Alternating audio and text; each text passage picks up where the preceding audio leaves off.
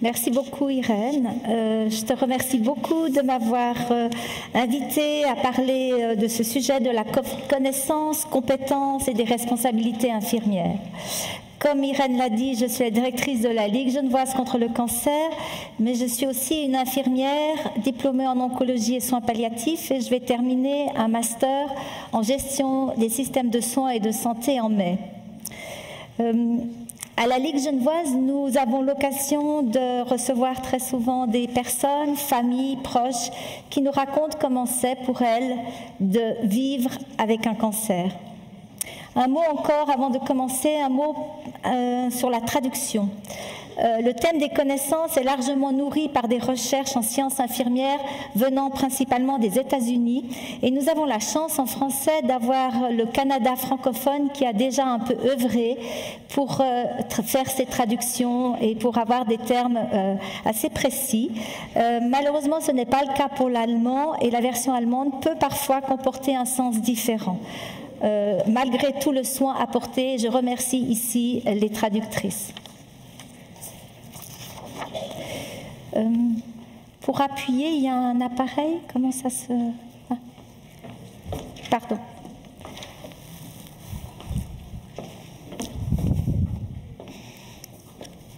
Voilà.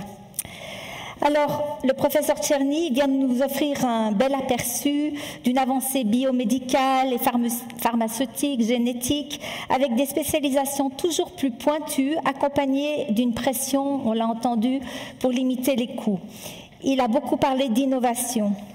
Alors, dans tout ce contexte en mouvement, voici ce que SOS, votre association professionnelle, déclare aujourd'hui. En Suisse, chaque personne concernée par un cancer peut compter sur des infirmières engagées envers ses choix et sa qualité de vie. Ces choix, ces nombreux choix que la personne va considérer alors qu'elle vit une maladie cancéreuse et ce qui est sa qualité de vie pour elle, comment elle envisage sa qualité de vie. C'est proche de ce que, en tant que professionnels, nous appelons souvent les besoins, mais c'est néanmoins bien différent. Alors comment finalement, la question qui nous relie finalement, c'est comment envisageons-nous servir ces personnes ? En tant que vice-présidente de SOS, c'est de ma responsabilité aujourd'hui de vous présenter le travail du comité. Dans une volonté de pragmatisme et en s'appuyant sur une approche positiviste, SOS déclare ce qui est attendu par les infirmières en oncologie en termes d'activités à accomplir, d'attitudes à tenir, de rôles à remplir à tout moment du parcours du patient dans le système de santé, tout comme en ce qui concerne l'éducation à la santé. Notre priorité donc, a été de nous aligner avec ONS 2013, un courant international qui est une base minimum centrée sur la sécurité et qui s'inscrit dans le même paradigme au niveau de la philosophie de la science positiviste. SOS met l'accent sur ce que l'infirmière fait, la nécessité de le faire bien et avec sérieux. Elle a donc défini les caractéristiques de base, le champ professionnel et les activités des infirmières en oncologie. Ce qu'elle envisage comme conditions préalables pour contribuer au maintien et à l'amélioration de la qualité de vie des personnes concernées. Elle décline le profil de compétences professionnelles des infirmières en termes de posture, d'activité et de rôle.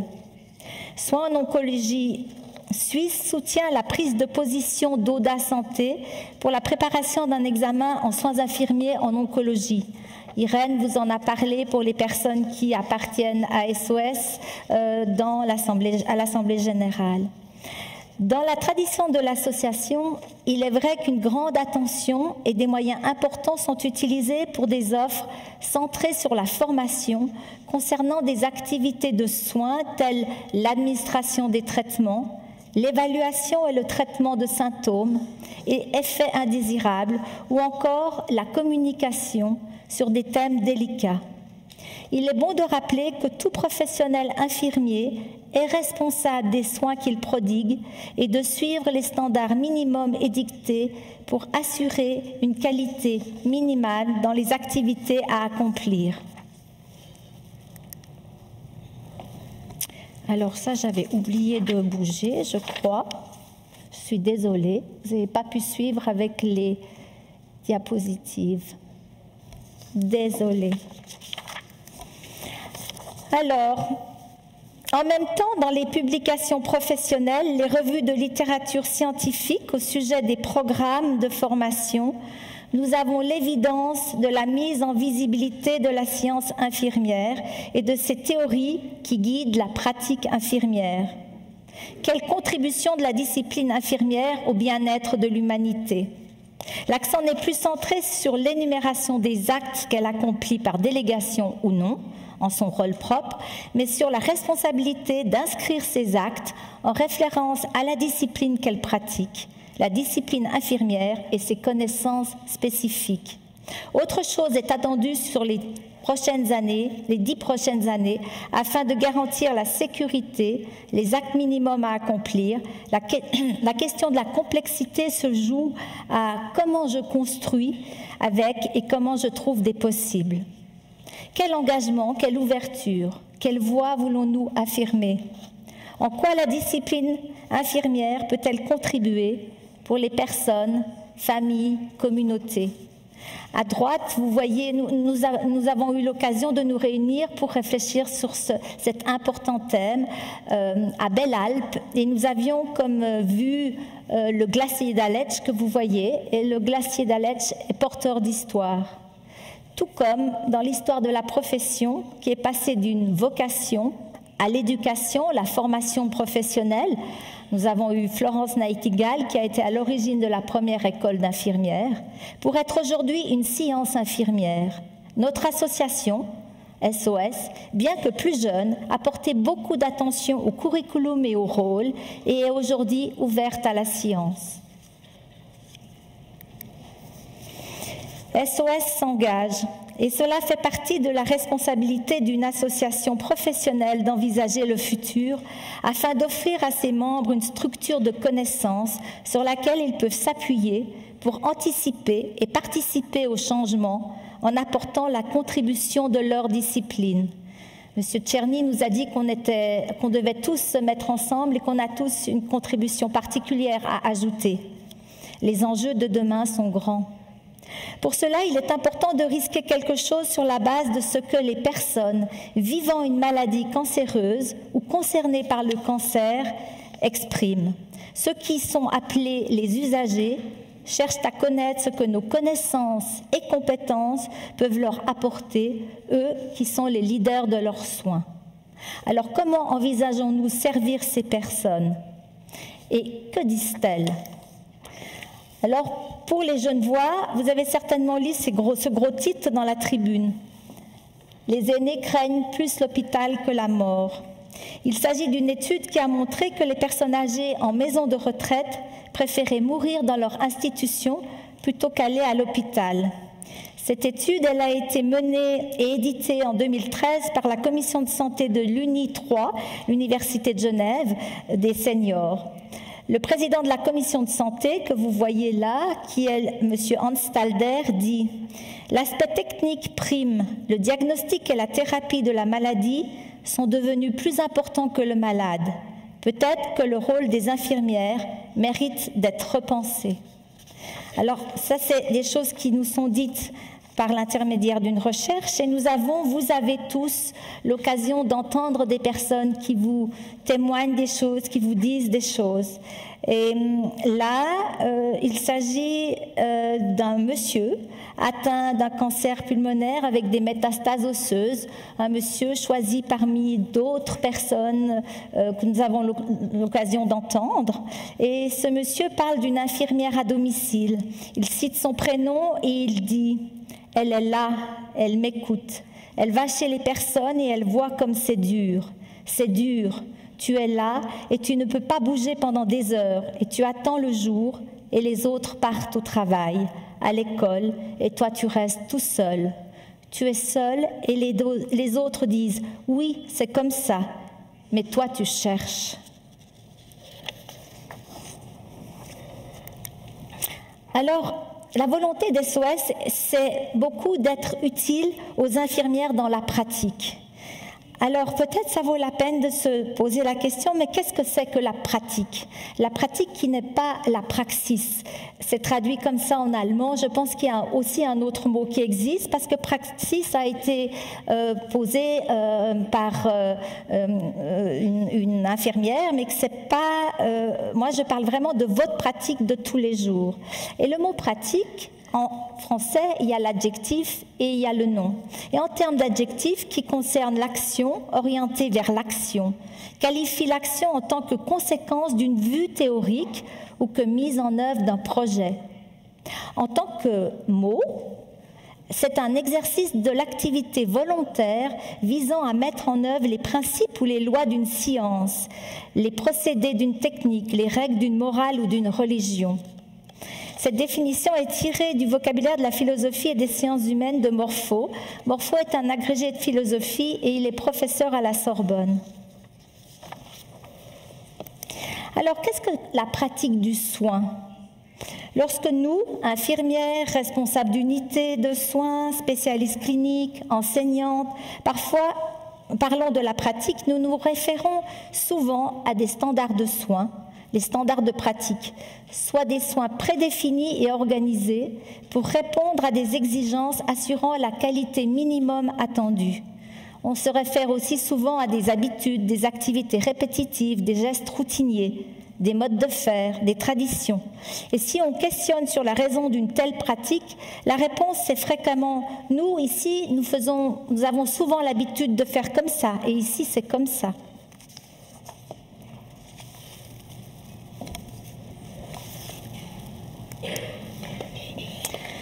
Toute pratique contient des raisons pour les actions et des connaissances qui la guident.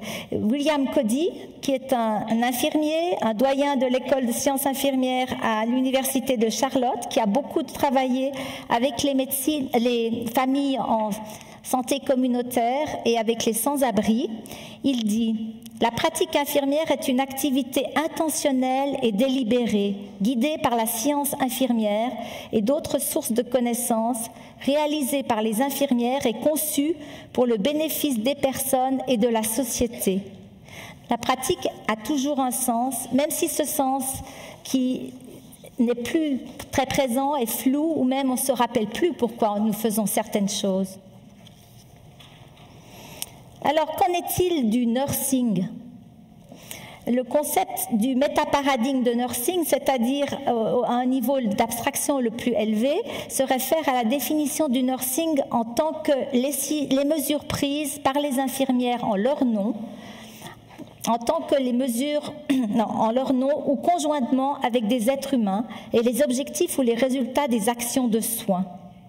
C'est important de considérer cette définition donnée par Fawcett car elle est celle utilisée dans les cadres conceptuels et les programmes de bachelor accrédités par The National League of Nursing, qui est une association professionnelle américaine dont le siège est à Washington et qui réunit les enseignants infirmiers, les organismes de formation, les organismes de santé et qui sont leaders dans la formation des cursus universitaires d'excellence en nursing. Fawcett précise, les actions de nursing sont considérées comme un processus mutuel entre les participants et les infirmières. Le processus comprend des activités qui sont fréquemment mentionnées comme la mesure, l'étiquetage, la planification, l'intervention et l'évaluation. Fawcett précise que la discipline infirmière est concernée avec le processus humain du vivre et du mourir, reconnaissant que l'être humain est en relation continue avec son environnement.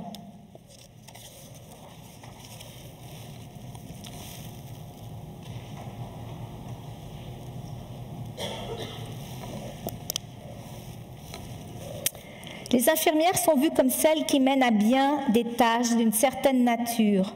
Or, ce que les infirmières font est basé sur ce que les infirmières savent. Différentes théoriciennes ont défini le nursing en lien avec les valeurs et les croyances appartenant à leur perspective paradigmatique. Les théories en sciences infirmières offrent un système de valeurs dans lesquelles s'inscrivent les connaissances. Ainsi donc, notre réflexion personnelle du soin en tant qu'infirmière du nursing reflètent notre identité professionnelle unique, nos valeurs ainsi que nos proportions paradigmatiques, c'est-à-dire notre représentation du monde d'où émanent nos modèles d'action et de pensée. Nous ne faisons donc pas tous la même chose. Là, on voit par exemple King ou Oren qui appartiennent au paradigme de la totalité, qui ont défini le nursing par des actions.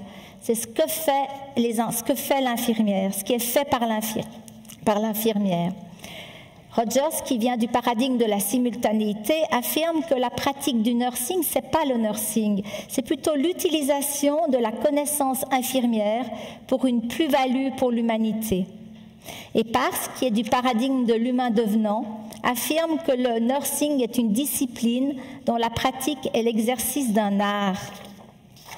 Quel est ce savoir fondamental qui conduit le mode opératoire de la pratique infirmière ? Les paradigmes de la discipline, pour rappel, sont des courants de pensée et sont vécus et enseignés dans les études cadres, dans le PEC 2012, qui définit le cadre minimum commun et formule des recommandations pour l'élaboration des programmes de formation. Le développement des fondements théoriques et épistémologiques sur lesquels s'appuient ces pratiques est partie intégrante de la formation. Alors là, on voit les 3 paradigmes qui sont reconnus aujourd'hui appartenant à la science infirmière, d'où la science infirmière est issue. Et vous avez, je vais vous donner des exemples.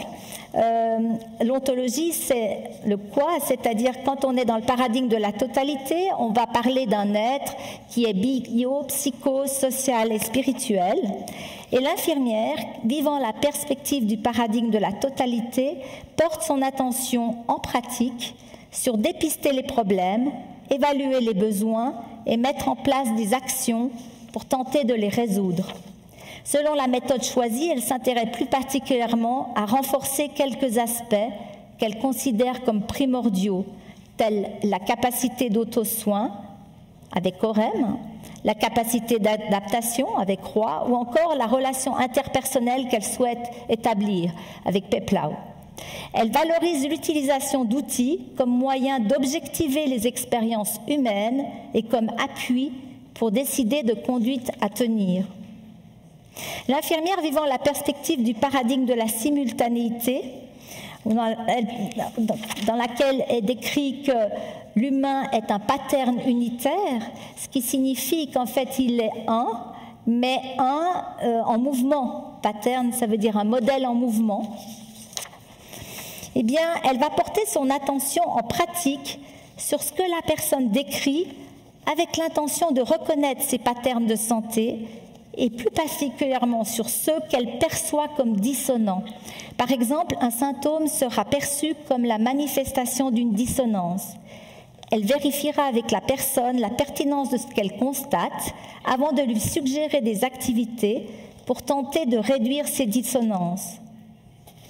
Enfin, l'infirmière vivant la perspective du paradigme de l'humain devenant, l'humain devient humain-univers, c'est-à-dire qu'il est un, il n'y a pas de séparation entre l'humain et l'univers, et ce qui se passe à l'intérieur, c'est une co-création permanente, indivisible, imprévisible, toujours changeante. Et l'infirmière vivant cette perspective du paradigme de l'humain devenant va porter son attention en pratique à être en présence vraie. Elle écoute la description de ce que la personne vit comme qualité de moment en moment. Elle est intéressée à ce que vit la personne qui connaît son chemin et elle cherche avec elle des possibles en accord avec ses valeurs.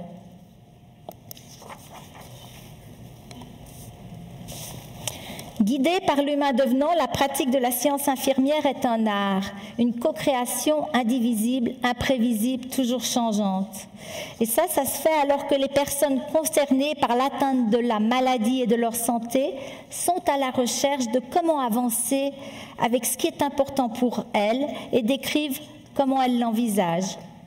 L'infirmière s'engage à écouter, à être témoin de l'expérience que les personnes vivent et décrivent. Invitée dans leur vie, elle participe à la qualité que vivent les personnes. Et les personnes disent que tout change quand l'infirmière écoute plutôt que dit, explique. Alors la question à se poser, c'est qui est-ce que je veux être en tant que professionnel infirmier? Comment est-ce que je veux être connu? Quelles sont les valeurs et les croyances qui sous-tendent la pratique infirmière d'aujourd'hui? Mitchell, qui est une infirmière professeure en sciences infirmières à New York, affirme que l'évolution des approches de la pratique d'un paradigme à un autre nécessite une transformation des valeurs et des croyances au sujet des êtres humains, du nursing, de la santé. Lorsqu'il y a une attitude d'ouverture parmi les professionnels de la santé et une intention d'être aidant, en accord avec ce que les personnes trouvent aidant, les organisations deviennent capables de transformer les politiques d'une base théorique traditionnelle à une base centrée sur le patient. On voit donc qu'une pratique basée sur des connaissances infirmières informe. Comment la connaissance en sciences infirmières change les politiques organisationnelles dans la pratique? Ça peut être une manière de donner réponse. Selon Parse, la spécificité de la connaissance disciplinaire est essentielle au système de dispensation des soins de santé qui honore la dignité et la liberté des personnes. En tant qu'infirmiers et infirmières, nous sommes le plus grand groupe professionnel au sein des organisations de soins de santé et en tant que tels, nous portons la responsabilité de la mise en œuvre de l'évolution des pratiques organisationnelles. Nous avons le mandat éthique de ne pas nuire. McLeod et Spee affirment que les règlements sont souvent faits sur une base légale avec le risque d'être paternalistes, prescriptifs et même de nature punitive. On peut avoir tendance à affirmer ce qui est bon pour les personnes et à les rendre responsables s'ils ne suivent pas la voie proposée. Selon Mitchell, la théorie de l'humain devenant est claire sur les conséquences pour les patients et les infirmières lorsque des règlements sont appliqués et les infirmières sont appliquées en conflit avec les connaissances en sciences infirmières et avec le but de contribuer à la santé et à la qualité de vie de l'humanité. Le but de la profession est un service à l'humanité en vivant l'arme de la science disciplinaire, dit Parse. Alors ce glacier, porteur d'histoire, illustre l'engagement à forger le chemin, être des professionnels sur lesquels les personnes peuvent avoir confiance. Je vous remercie beaucoup de votre attention et je me réjouis de partager avec vous des questions, remarques, tout ce que vous voulez. Une discussion ensemble.